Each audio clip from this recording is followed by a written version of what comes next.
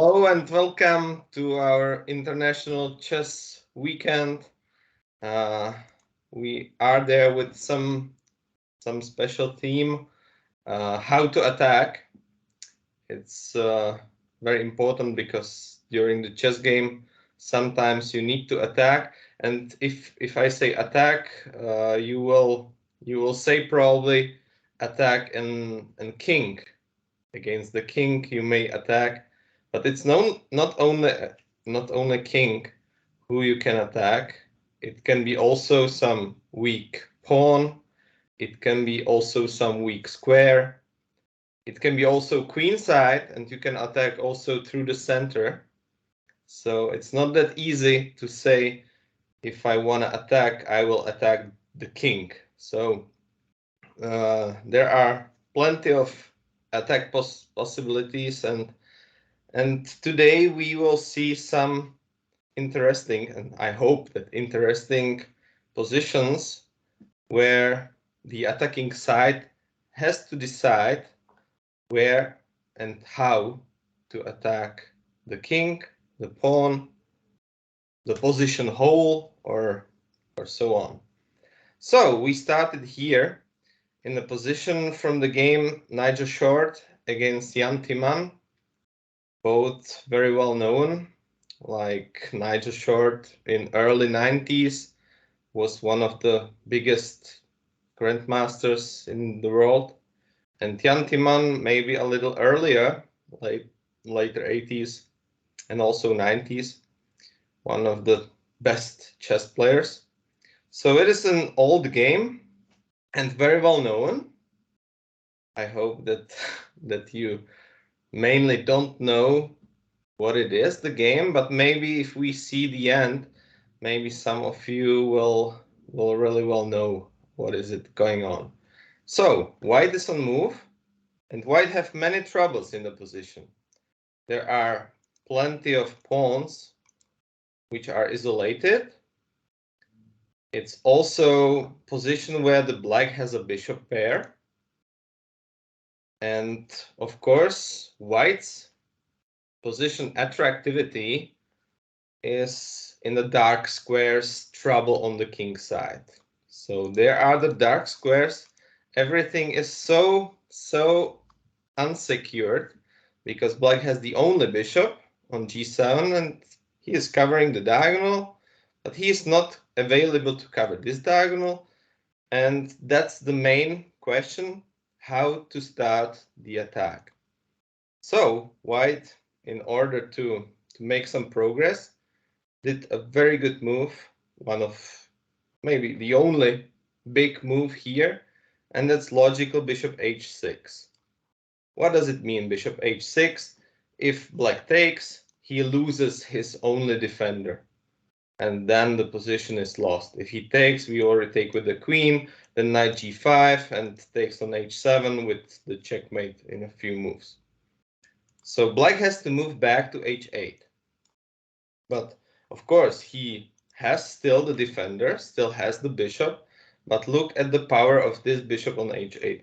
Totally blocked and totally out of the game, and maybe also takes a square for the king. So now white produces very huge attack. It's not only about dark squares on the king side, it's also about the d file.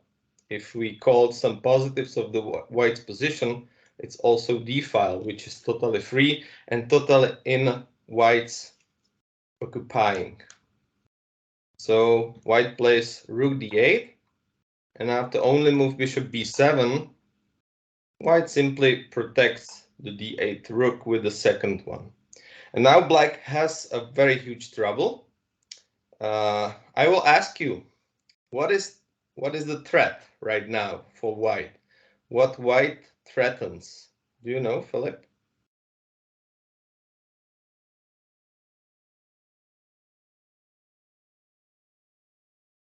Is there any threat in the position?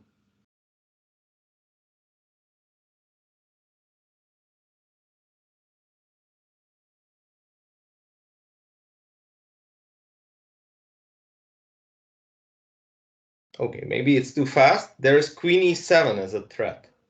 Queen e7 is a huge threat because queen infiltrates the position, increase the tension in the black's camp, and then, of course, the second rook moves into, and queen can take on f7 or so, and the black's position is really unhappy. So black has to go back with the bishop.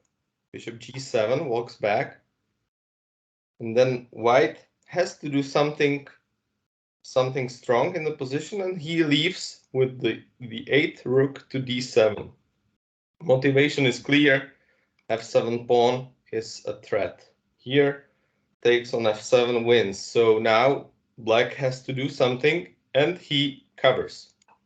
Covers the f7 pawn, and white simply trades on g7 and get the rook into the attack. What is the plan?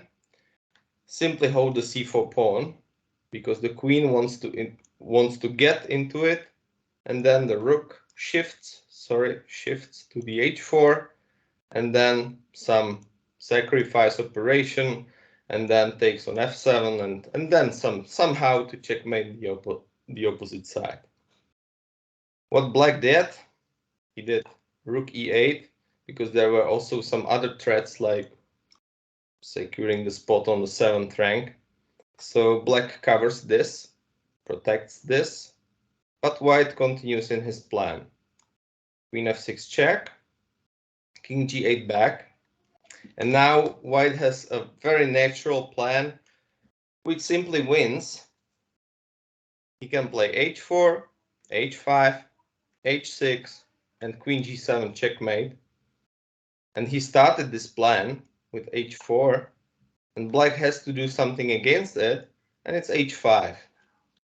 Now plenty of ways are going into the checkmate. Black has practically no moves. He is totally in passivity. But still, it's not that easy task to find the winning option because the knight cannot move. If knight moves, it's totally bad because checkmate is getting the white's king. So we can't use the knight. Can someone tell me how to produce some checkmating options? How to finish the black's king? Any idea?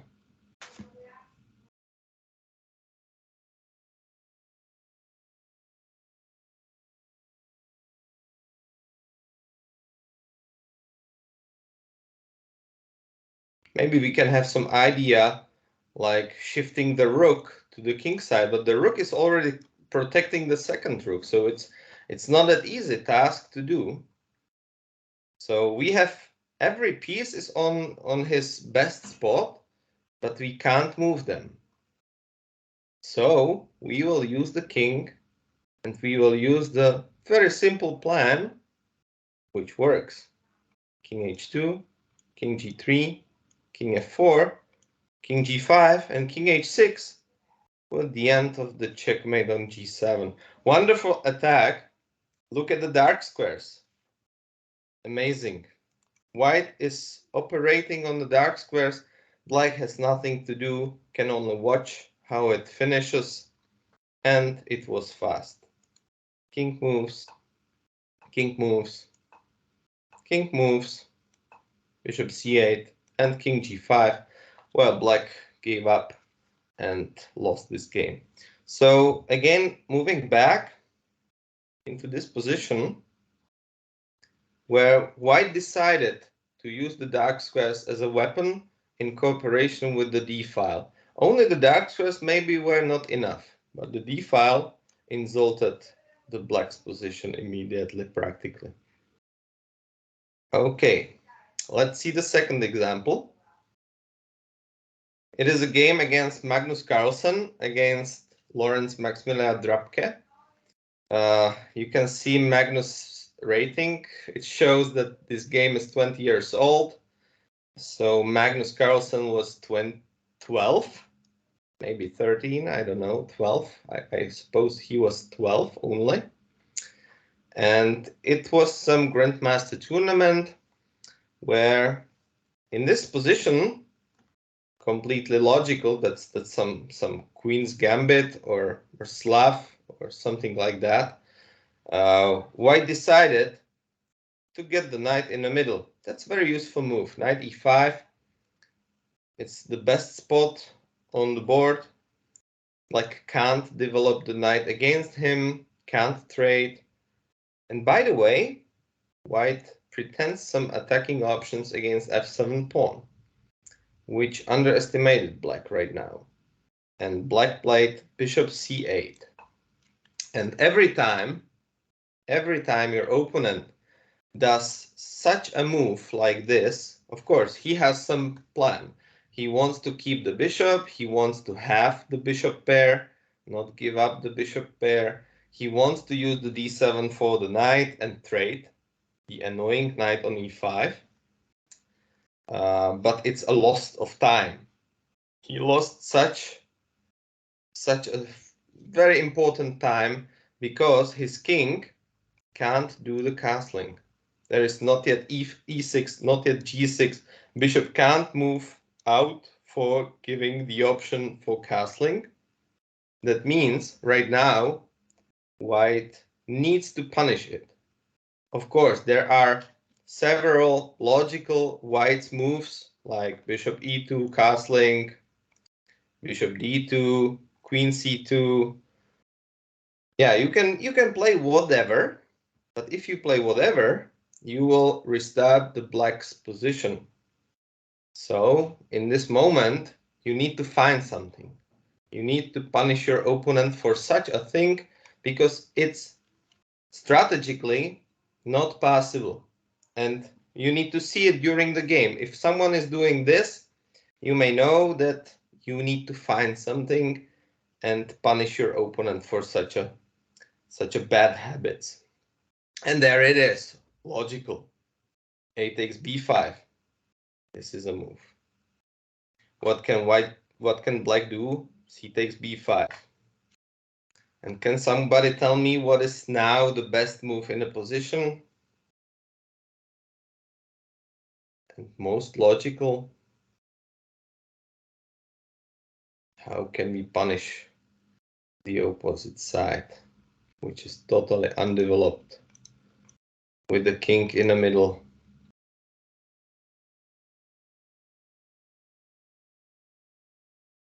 Strong move. Knight takes b5. Knight takes b5, where when the queen takes, what else? If the queen doesn't take, we will still take the pawn, and we have a healthy pawn more in a position which will decide the game in a few moves. So black has to take. What else? And bishop takes c4 is a nice double attack. We are attacking the queen, attacking the f7 spot, where the queen has to move. Queen b7, the Magnus's opponent, and Magnus grabs the pawn on f7. King d8, that's only square. And now we need to finish the things. And that's also nothing so easy because still there are several pieces around the king, but still we need the end. And there it is, bishop d2 with a simple idea, bishop a5. That's something black has to respect. And he did e6 to make a square for his king. But bishop a5 check, king e7, and now wonderful, wonderful finish. Again, we have to finish it. We have to find the fast way how to finish, because if we play, for example, castling, they will rescue. They will find some knight d7 or knight c6, and we could be in trouble. So now we need to finish it as fast as possible, and that's how Magnus did. Queen a4, pretending queen a3, checkmate, almost. So black has to make a square for his king here, so he did knight d5. After the check on a3, he will find the rescue somehow. hoping for the run away of the mating net. But Magnus found very easy way how to win with Queen E8 check, Queen E8 check, King F6, Knight G4 check, King G5, H4 check, King takes G4, and amazing finish, Bishop takes E6, where the black gave up because he is standing 2 moves from the loss, because now black's king cannot move, so he has to retake with the queen check, king has the owner spot, and checkmate with the pawn. Wonderful, wonderful ideas. As you can see in the final position, black has two pieces more, but how the pieces are playing, how the pieces are cooperating together. Of course, white pieces are not cooperating also, but it's already checkmate only with the queen and pawn, so white doesn't care about. But it's very tough to find such an operation. Again, we can get into this position. It's not that easy to find this sacrifice motive, but if you see what your opponent is doing, then you are trying to find also some sacrifices methods and so on. So that's how to use your energy during the chess game. If somebody is doing these things, you may need and you may try to punish him for it. Okay, we will go further. We will go for this game against Howie Fan and Francisco Vallejo Pons. Vallejo was favorite in this game, but as you can see, white's position is definitely better. There are, okay, bishop pair for black, but that's not such a position established for the bishops. And white has some room advantage. So that means his pieces have more variations how to work together. And what is the biggest trouble for black is the bishop on c8. And Howie Fan now tries to punish black for this bishop, because the bishop has no development.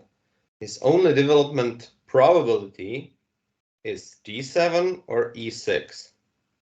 e6 is a little trouble, but still possible. d7 is the best spot probably for him. And the plan could be bishop d7, c5, and bishop c6 probably. Somehow to set the pieces and start the game. But white is on move. And Howie Fan found the nice move, queen c4. What does it mean, queen c4? Why is it so powerful in the attack? We can see we are restricting black's bishop for getting to e6. Now we have two protectors against the e6 square. Black also hardly can move to d7, because if the bishop moves to d7, queen can't cover f7 anymore, and this pin could be very valuable. For example, bishop d7, knight moves to b5 using this pin. Now the queen moves somewhere, I don't know where, maybe b8, and then the knight can move to d6, probably. Maybe not, but it's the idea. It's very, very fancy using this pin somehow. And okay, maybe it's impossible because there is still some bishop e6 and the game continues somehow. But for black it's very annoying and very good move, queen c4. But white needed to calculate what comes. Black played queen h2. But how to attack? These are opposite castlings. Black castled to the king side, white castled to the queen side. That means white will probably be very happy if he doesn't have these two pawns, because then he can simply attack the king very fast. In order to to make it, white can accept that he will lose these 2 pawns. He has also this diagonal against the king, and I think that in the previous position already, white sets the plan using this square as a weapon, and maybe already in this position, white sees that if she can take on g7, then the black has no defender for the king. So now the finishing plan starts. Knight c to e2. Wonderful method, wonderful move. Sacrifices the pawn on h3. Knight f4, using the attack against the queen. And queen has to grab the second pawn. So black takes 2 pawns, but is already lost. Because rook g1, again using time. If you want to attack, if you want to be really good in attack, you need to use time. That's very important. Use some value added. If you do some moves, you will do some plan, and it's the best with some attacking possibilities, like attacking the queen here. Queen walks back to d7, and knight moves to e6. Again, we are using the attack against the queen. Queen e7 on the square. And finish of the partial plan, finish of this game, potentially. Knight takes g7, the last defender falls. King takes is a must, and knight h5. And now the position is in tatters because all the white pieces are in best ever possessions, and there the rook isn't playing, bishop isn't playing. So without these 2 pieces, black is unable to do anything. And it finishes very shortly. King has to move back.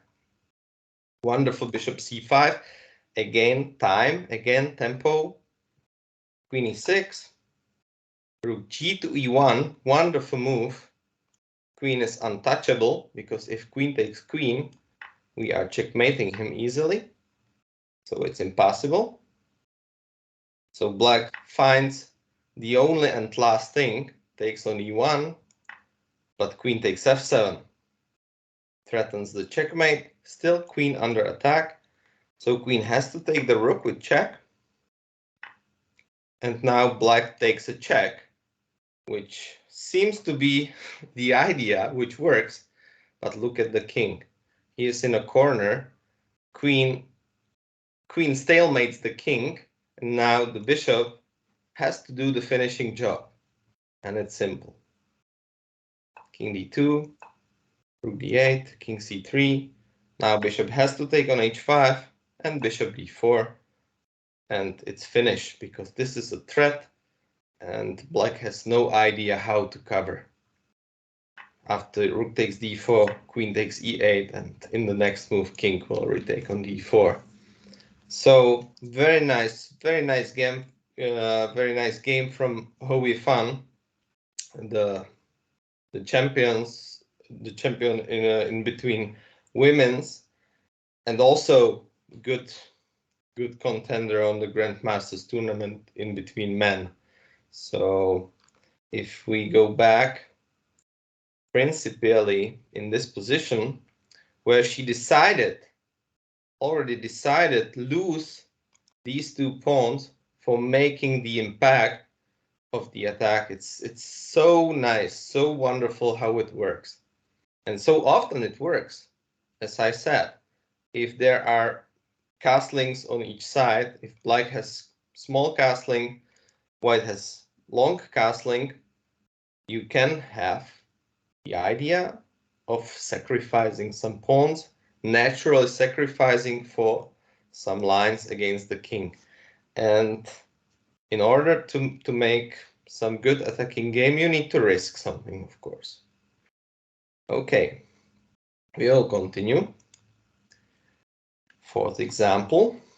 And now probably somebody of you, and I think that's a very logical move now, It's knight to g6. Wonderful square. That's a weakness. That's a weak point in the black scheme. There is a hole. So you want to get into this hole and use it for you.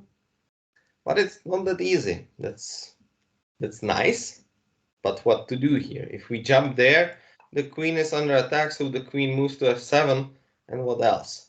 But when we do, probably we will move the knight back to f4 and probably try to do d5 and somehow continue in some attack. But it's nothing so perfect, of course. So here in this position, it's a simul game. Vladimir Kramnik made a simul against some players in Spain. So he was a huge favorite, of course, as in simul games it is.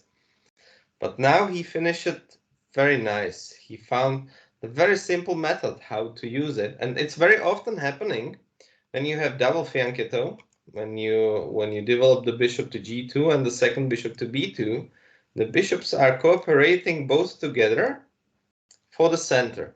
You have some protectors for the center pawns.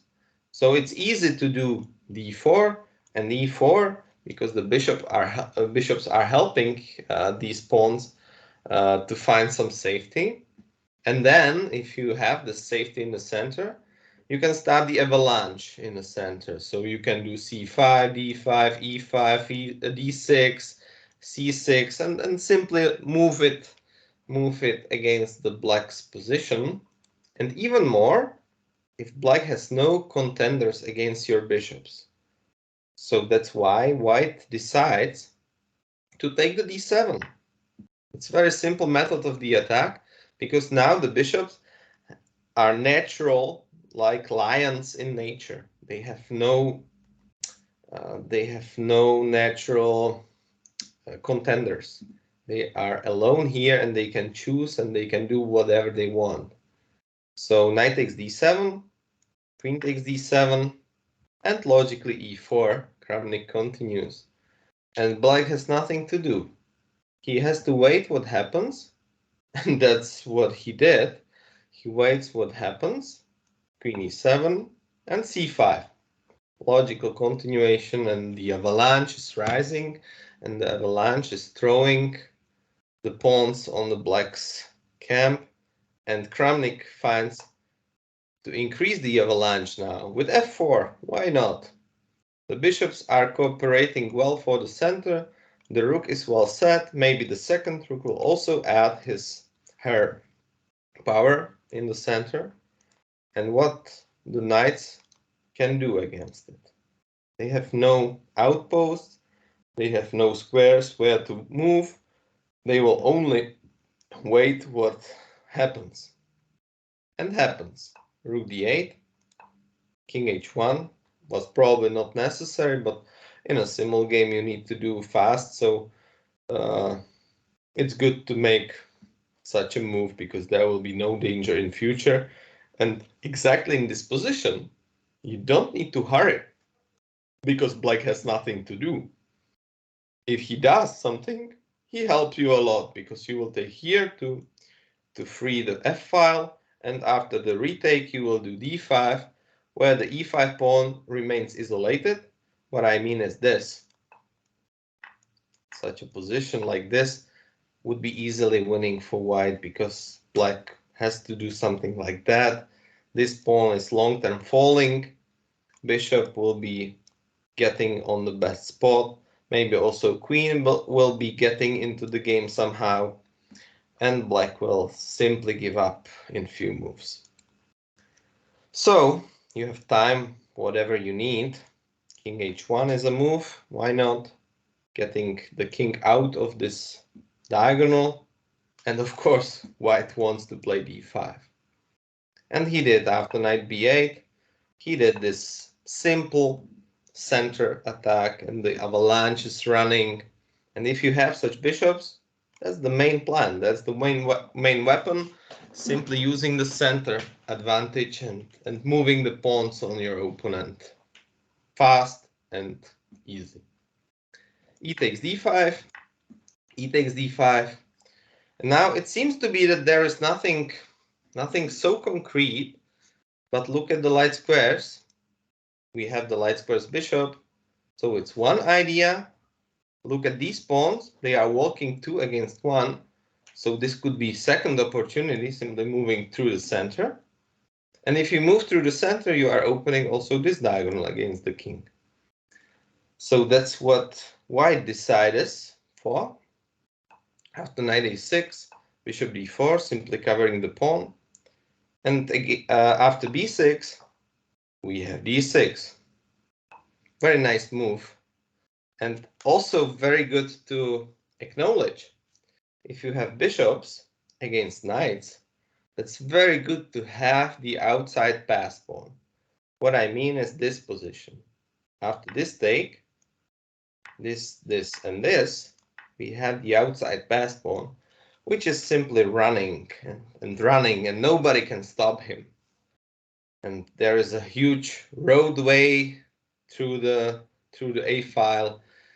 Bishops are cooperating for it, and there's no way to stop him. So very important to acknowledge, if you have bishops, you want to keep the outside pass pawn, and that's why you are simply moving d6 here, because you know really well that nobody will take there, because nobody wants to lose. So simple. So, well, after d6, queen d7 is probably only move which is still keeping like in touch somehow. But as you can see, it's long-term undefendable because the attack grows. C takes b6, queen takes d6, and b takes a7, and white will find the way through. Easy coming into the promotion, and I will do it faster. c6, bishop b6, bishop takes, and he set the rook only. In simul game, he didn't have queen probably, so he set the rook. And now he takes and black decides to give it up. Very nice example how to attack through the center, how to set the game and use the powerful attack through the middle. And this is the key position, I feel, because there you need to explain why and how.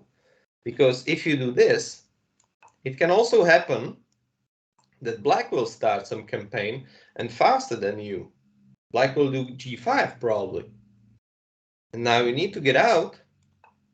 And now black will start and grow somehow. Knight f5 probably, I don't know. Attacking d4, for example. Maybe it's something still worse for black. But don't give him time, don't give him chances.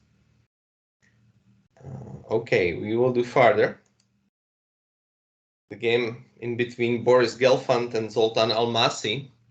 Again, very old masters and very well-known players. Current masters. Boris Gelfand was a championship contender once, and Zoltan Almasi, very strong grandmaster.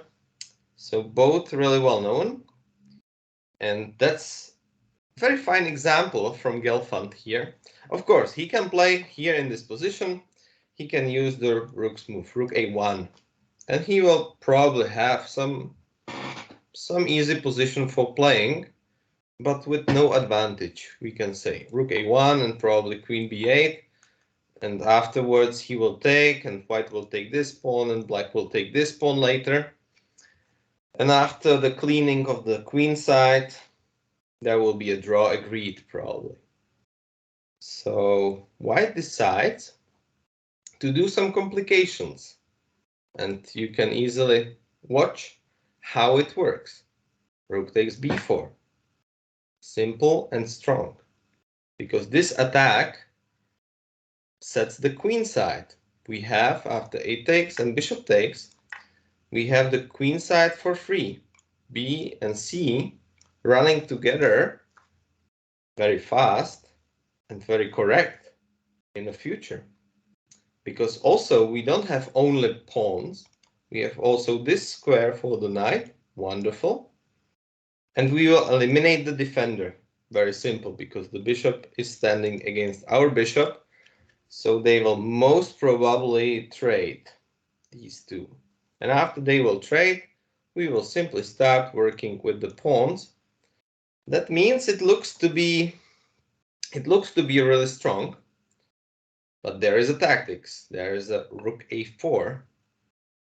Now our pieces are under attack. Black uses also time wonderfully.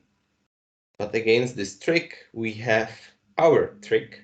Or don't we have Gelfand has this trick.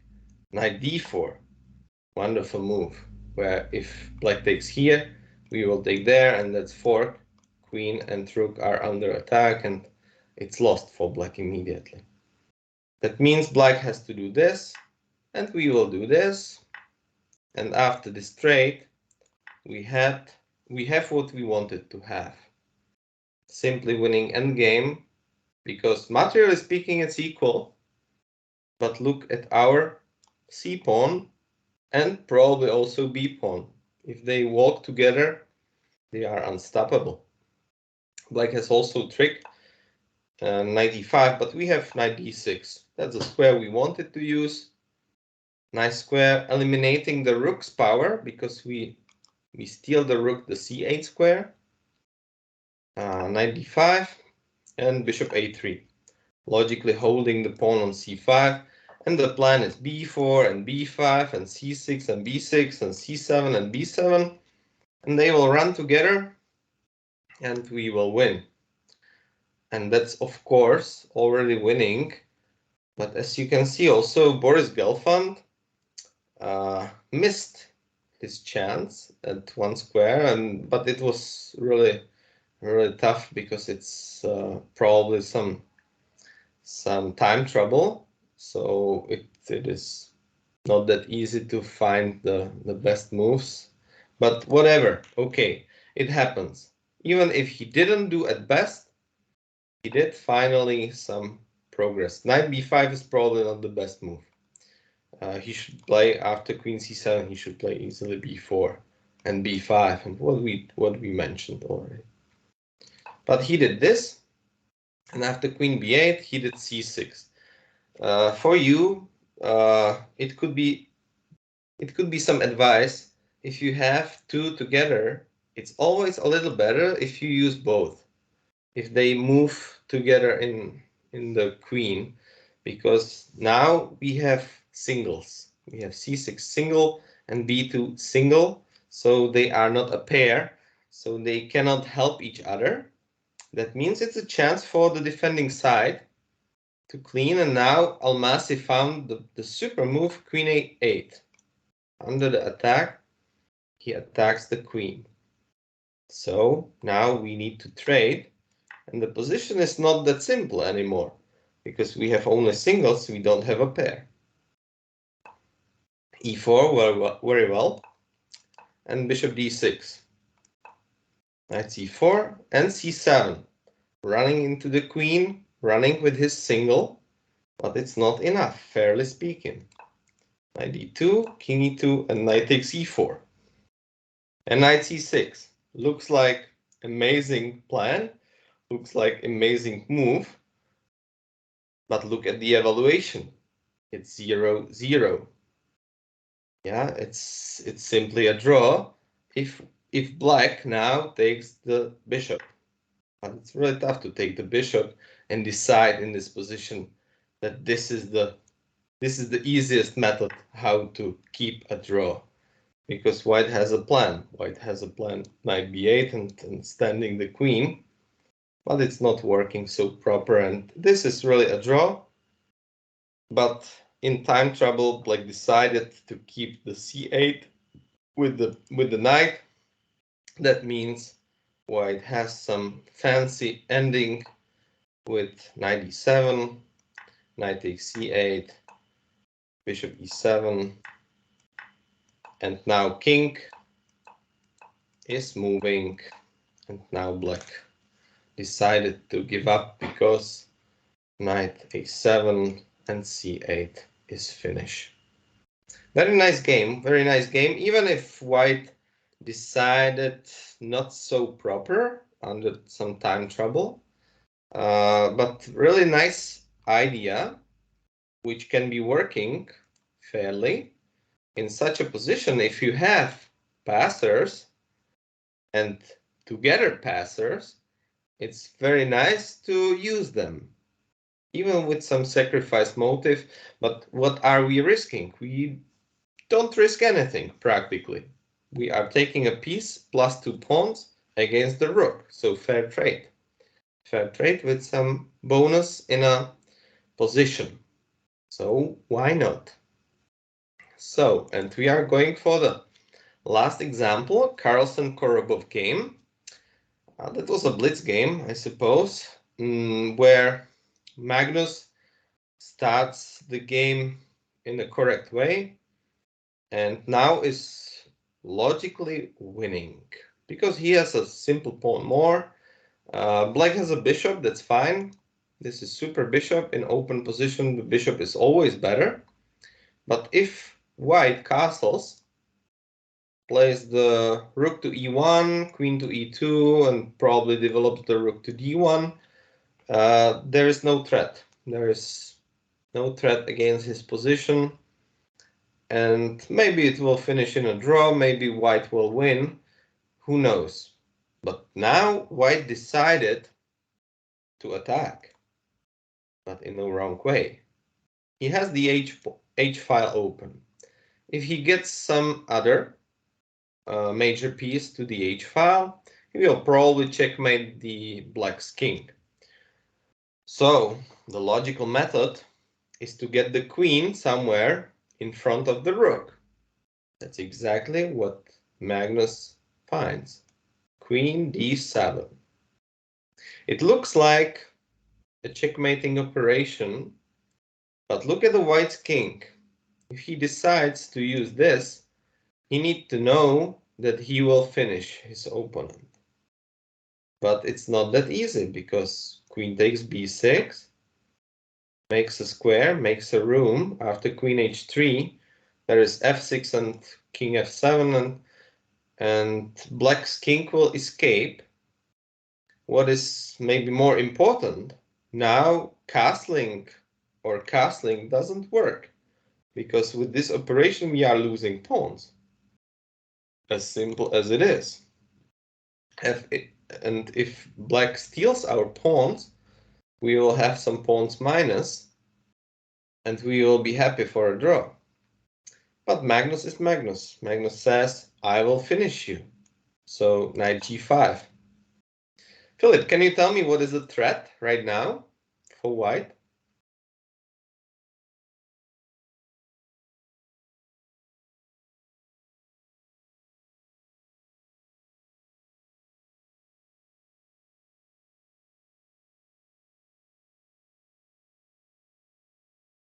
You can tell me in Czech if you want to.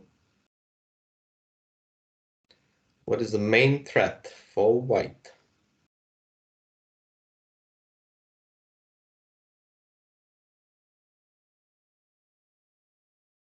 Not only queen h3 and queen h8. There is much harder and much faster threat.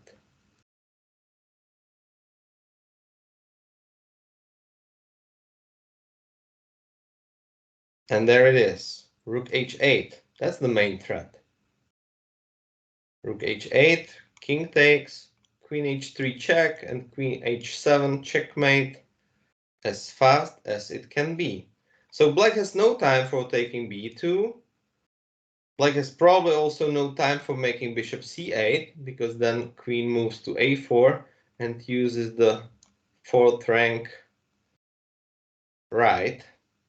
So it's not possible to defend like this, but black can also attack. Black did a right move here. Black takes on g2, which means he attacks the rook here, but he also takes a square on h3. That means now rook h8 is impossible, queen h3 is impossible, So black steals every single option. And now the position is already lost for white.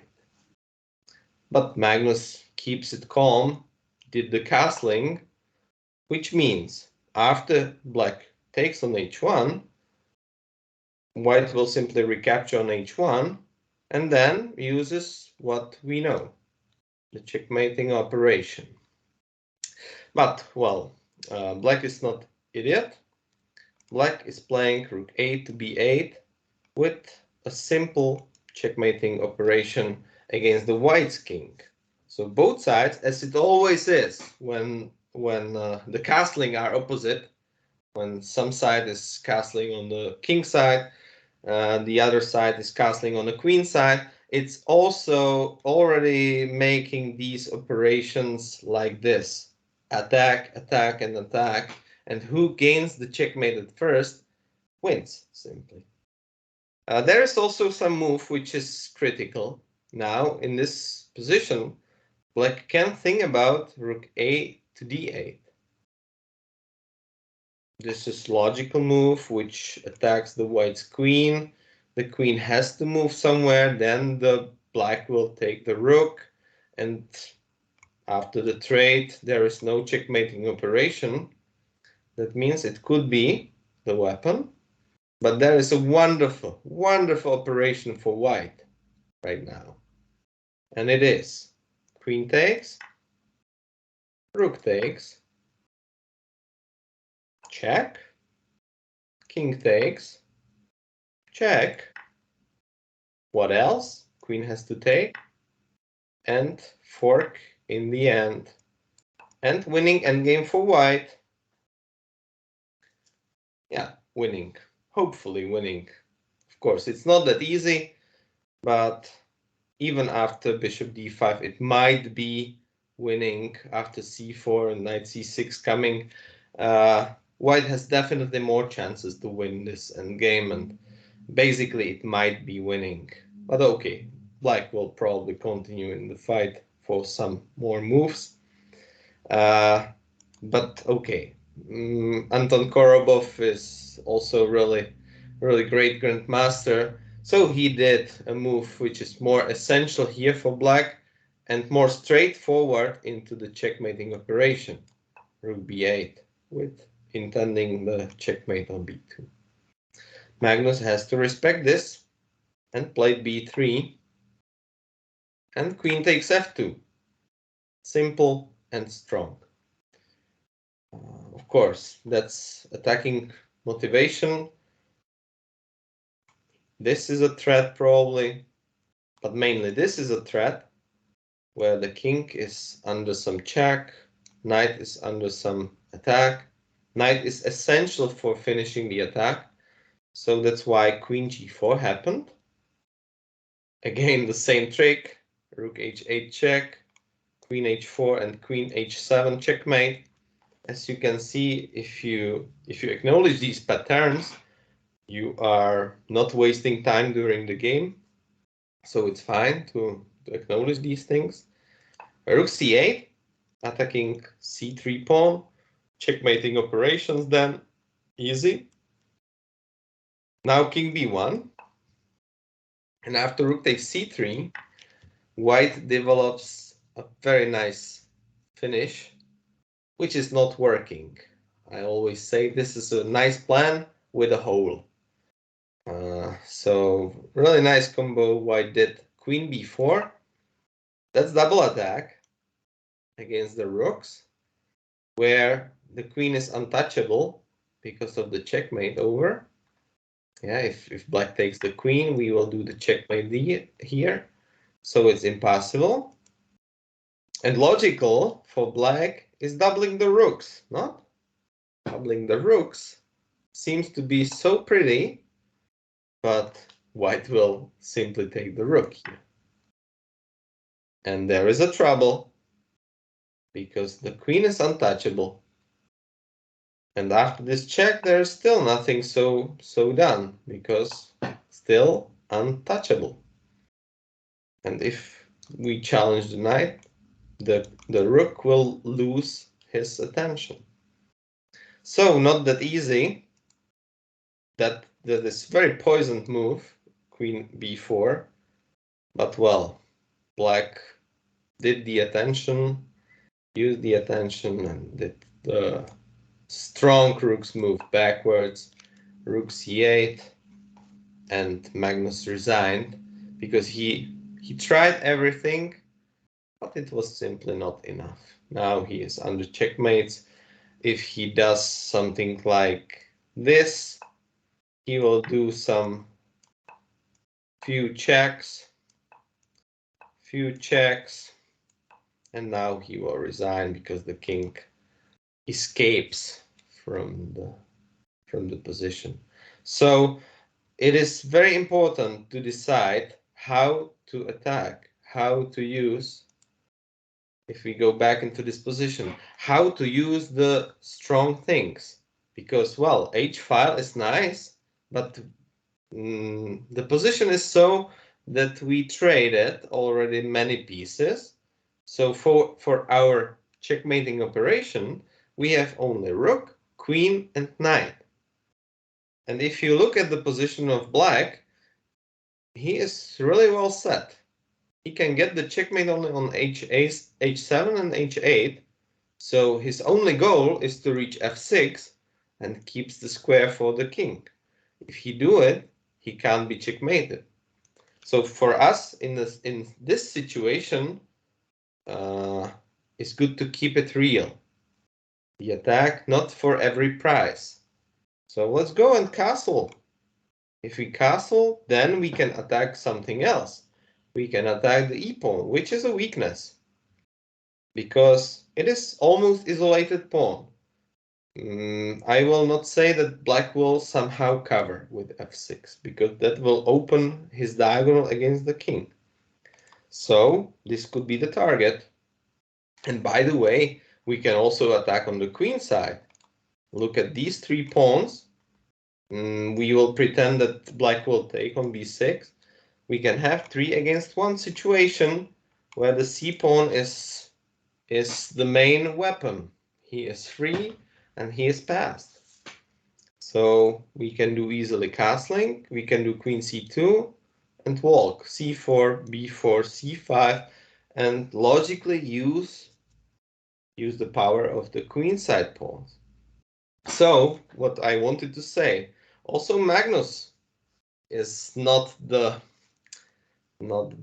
mistake-free personality in the chess world, and that's good for you. That you can also win against Magnus if you play the game without mistakes. Everybody are making mistakes, so that's cool. But you only need to decide how and when to attack. If you need to attack fast, if you can attack slower, if you want to attack the enemy king, if you want to attack it with pawns or with pieces. Because if you decide to attack with pieces without using pawns, it's much faster, but you need to be prepared for some sacrifice option, because the king has pawns as a cover. So if you want to attack him only with pieces, maybe you will need to sacrifice something. If you want to attack with pawns, you can, but it will be slower. It's not that fast. So you need to think about it. And in a situation where the opposite castling says, it's very important because every move counts. So if you decide to do some move up with the knight, for example, always keep in touch some value added. So if you move somewhere, try to do it with tempos. Try to use time for you and not for your opponent, because he is doing the same thing.